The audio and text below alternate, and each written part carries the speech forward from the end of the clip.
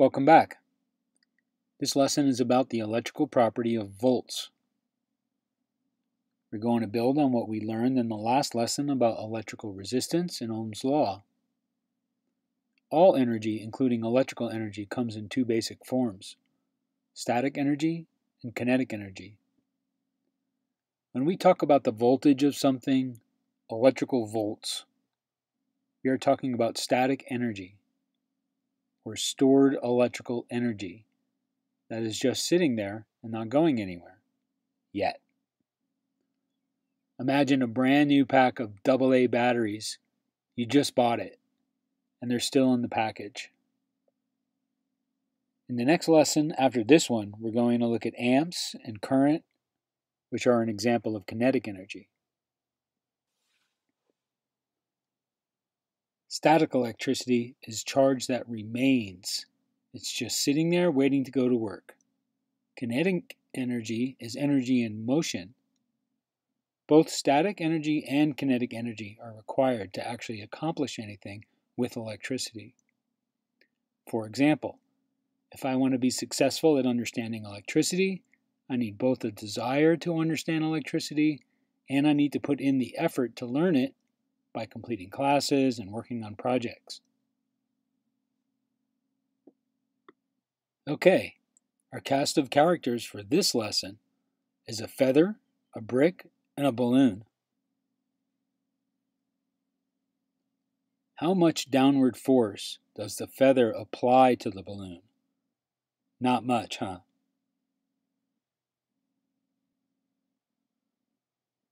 How about a brick?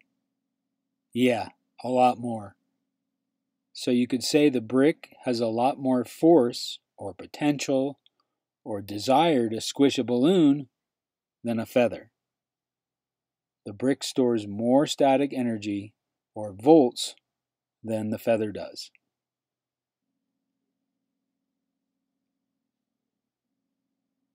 How about a stack of bricks?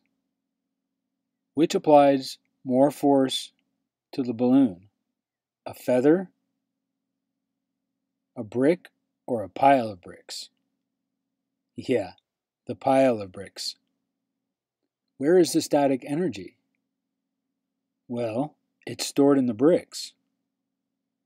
The kinetic energy is the distance that the balloon traveled when it got squished, and the energy went into squishing the balloon and compressing the air inside of the balloon. Until the balloon pops. Then where does the energy go? Well, first it went into compressing the air inside the balloon. Then when the balloon popped, it went to ground.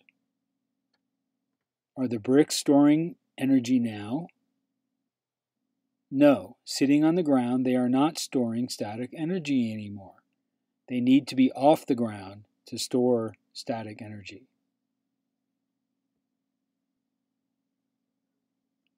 So what does a feather, a balloon, and a brick have to do with electricity?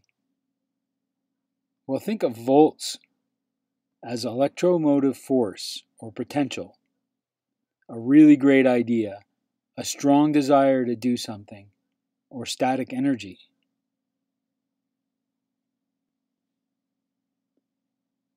Okay, so my friend Joe has two water tanks. They both hold 100 gallons of water each.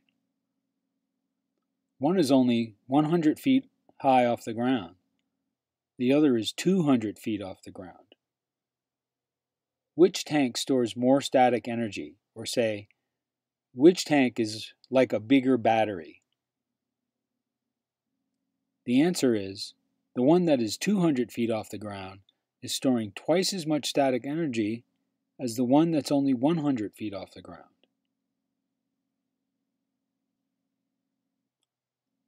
Do both of these tanks have an equal capacity to store water?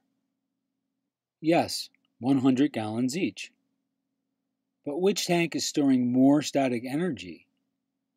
The higher one at 150 feet off the ground. Do the tanks have equal capacity to perform work? No. The one that is higher off the ground has more capacity to work. Will the tanks require equal work to refill? No. It takes more energy to lift water up higher off the ground. Therefore, the tank that is higher will require more energy to refill it.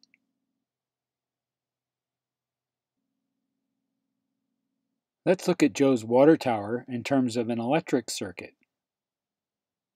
Even though it's 200 feet off the ground, can I fill even a small cup with water without a hole in the tank and no way for the water to get out?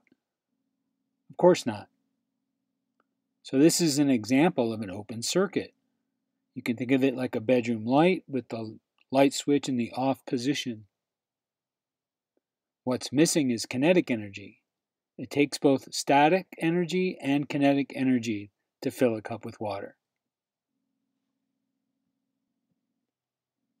Let's say my job is to fill up this cup of water. What happens if I pop a pinhole in the tank and it starts dribbling into the cup? Is there both static and kinetic energy now? Yes, lots of static energy and a dribble of kinetic energy. Is work getting done now? Yes, the cup is slowly filling, and the resistance in the circuit here, the limitation to how fast we can fill the cup up, is the tiny hole we put in the tank. Where is the energy in our electrical circuit going? Well, it's going to ground.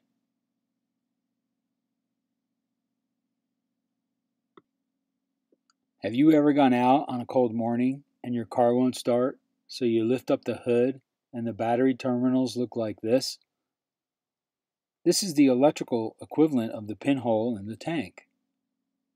Even though the battery may be fully charged, the circuit resistance due to the corrosion at the battery post limits the flow of electricity, or amps, just as the pinhole in Joe's tank limits how fast the cup will fill up with water. We're going to talk more about amps in the next lesson. See you there.